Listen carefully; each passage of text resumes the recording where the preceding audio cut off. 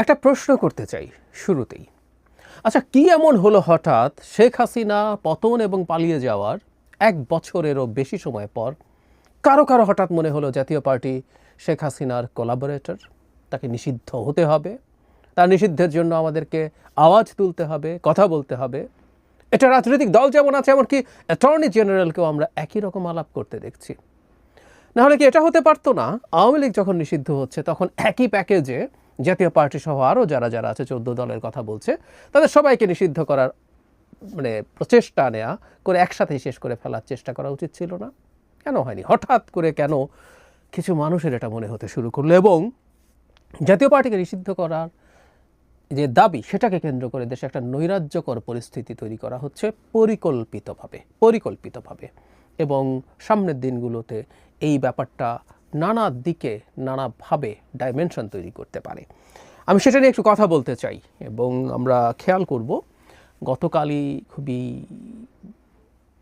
ভয়ঙ্কর একটা ঘটনা ঘটেছে ঢাকার কেন্দ্রীয় কার্যালয় জাতীয় পার্টির, সেখানে ভাঙচুর, অগ্নিসংযোগ হয়েছে। আমি এটাকে ভয়ঙ্কর ঘটনা হিসেবেই দেখতে চাই এবং খুব স্ট্রংলি কনডেম করি। শুধু তাই না, আমরা এর আগেও নিউজ দেখলাম যখন জাতীয় পার্টির নিষিদ্ধতাকে কেন্দ্র করে নুরুল হক নূর আহত হলেন, দেশের বিভিন্ন জায়গায় মিছিল হয়েছে, প্রতিবাদ মিছিল, এবং বেশ কয়েকটা জায়গায় জাতীয় পার্টির কার্যালয়ে ভাঙচুর, অগ্নিসংযোগ করা হয়েছে অন্যান্য জায়গায়। অথচ কথা ছিল এসব জায়গায় সরকারি নিরাপত্তা বাড়বে, কারণ এগুলো ঝুঁকির মধ্যে ছিল, এটা খুব সহজ অঙ্ক বলে। তারপর তো গতকাল কেন্দ্রীয় কার্যালয়ে লোকজন গিয়ে সেখানে ভাঙচুর করেছে, অগ্নিসংযোগ করেছে।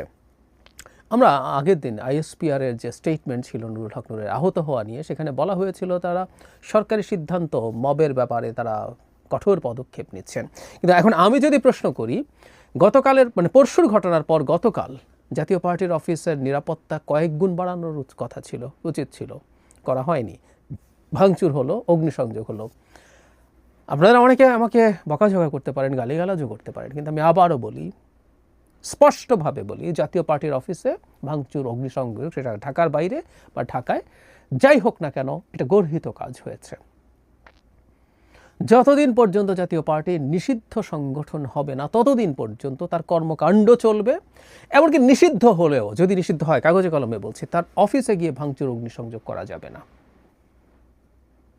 দীর্ঘদিন থেকে বলছি কথাগুলো, যে একটা রাষ্ট্র আইন দিয়ে চলবে, আইন ভেঙে কেউ চলবে না। আমরা শেখ হাসিনার সময় যে মগের মুল্লুক বলতাম, মগের মুল্লুক কেন বলতাম? কারণ মগের মুল্লুকে আসলে আইন, ব্যবস্থা, বিধি এগুলো কাজ করে না।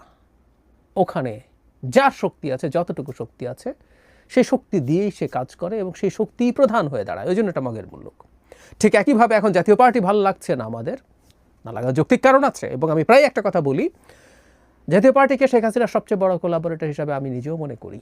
কিন্তু তাকে নিষিদ্ধ করা হবে কি না, নিষিদ্ধ কিভাবে হবে, নিষিদ্ধ হওয়ার আগে আমরা যা করছি, ইভেন নুরুল হক নূরদের পার্টি গণ অধিকার পরিষদ সেখানে মিছিল করে যে প্রভোগ করেছে, সেটারও বিরোধিতা করি।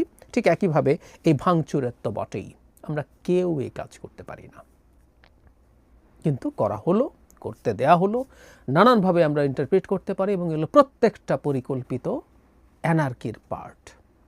শিওর কখন ঘটলো আসলে ব্যাপারটা আমরা খেয়াল করব।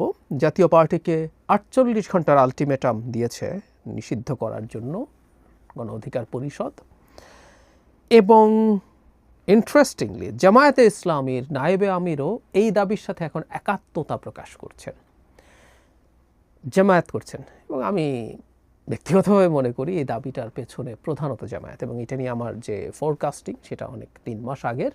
এটা জামায়াত এবং এনসিপি মূলত চাই, বিশেষ করে জামায়াত তো চাইবেই, এটা কেন আমি বহুবার বলেছি। এখানে একটা ইন্টারেস্টিং নিউজের দিকে আপনাদের দৃষ্টি আকর্ষণ করব। সমকালের এই রিপোর্টটা করেছেন রাজীব আহমদ।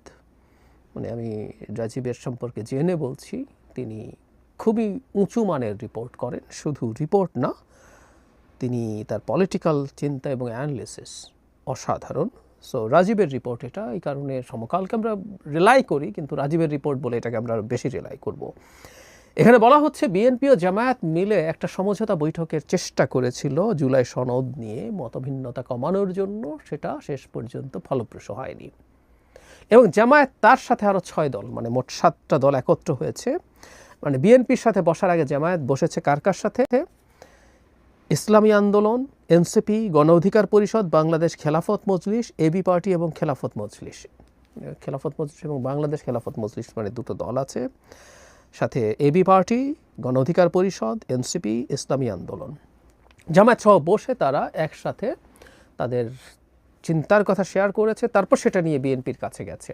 এবং এটা যে শুধু জুলাই সনদ নিয়ে আলাপ হয়েছে আমার কাছে তাও মনে হয় না। জুলাই সনদ হয়তো একটা সামনে রাখা ব্যাপার, কিন্তু নির্বাচন কেমন হবে সেটা ভাগাভাগি কেমন হবে। কারণ আমি একটা আলাপ শুনি, অনেকেই করেন, সেটা হচ্ছে বিএনপি যেহেতু একটা জাতীয় সরকার করবে বলছে, সে যখন সরকার গঠন করবে তাতে বিভিন্ন দলের লোকজনকে মন্ত্রী হিসেবে নেবে, তাই যদি হয় তাহলে একটা জাতীয় সংসদ কেন হচ্ছে না, মানে সব দলকে ছেড়ে টেড়ে বিএনপি, ইভেন সংখ্যাটা বলাও হয় 200-র নিচে থেকে বাকি 100 সিট বিভিন্ন দলকে, জামায়াত, এনসিপি, ইসলামী আন্দোলন সহ আরও যারা আছে তাদেরকে দিয়ে বিএনপি এবং তার জোট সঙ্গীরা 200-র নিচে থাকবেন, যাতে তারা সংবিধান সংশোধন টাইপের কাজ করতে না পারেন, এই ধরনের একটা আলাপ আছে।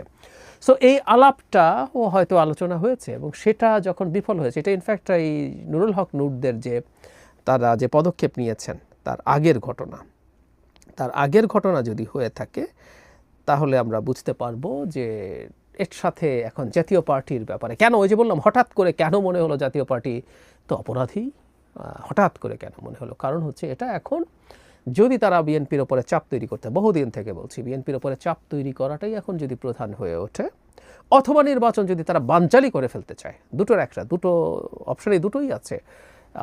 ইনফ্যাক্ট বিএনপির উপরে চাপ তৈরি করা, যাতে বিএনপি তাদের এসে জুলাই সনদ হোক বা তাদের সাথে সিট ভাগাভাগি, আসলে জুলাই সনদ টনদ আমি খুবই মনে করি যেমন যদি দেখে বিএনপির সাথে আন্ডারস্ট্যান্ডিং করে মোটামুটি সম্মানজনক একটা সিট তারা পেতে পারে, এনসিপি যদি মনে করে, ইসলামী আন্দোলন যদি মনে করে এসব ওই সংস্কার বিচার হইতে হবে, আইনশৃঙ্খলা ভালো না, লোয়ার হাউসের প্রপোর্শনাল রিপ্রেজেন্টেশন, এসব সব ঝামেলা চুকে যাবে, কোনো সন্দেহ নাই।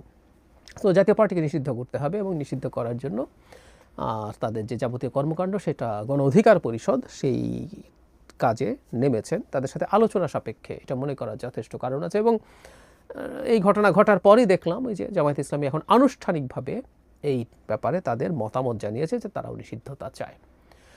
আর যদি বিএনপি অ্যাগ্রি না করে তাহলে নির্বাচন হতে দেওয়া হবে না, কারণ এটা ফ্যাক্ট, যে দলগুলোর নাম পড়লাম এরা যদি নির্বাচনে না যায়, তাহলে এর মধ্যে ছোটো দল আছে কিন্তু তাদের কিছু সিগনিফিক্যান্ট নেতা থাকার কারণে এই দলগুলো মানুষের সামনে পরিচিত। সো তারা যদি না যান, ওই যে বলছি বারবার, বিএনপি এবং তার সাথে অ্যালাইন্ড রাজনৈতিক দলগুলো ছাড়া আর কেউ মাঠে থাকে না, তাহলে যেটা দাঁড়াবে সেটা হলো নির্বাচন তখন হবে কিনা আদৌ এই প্রশ্ন এসে হাজির হবে।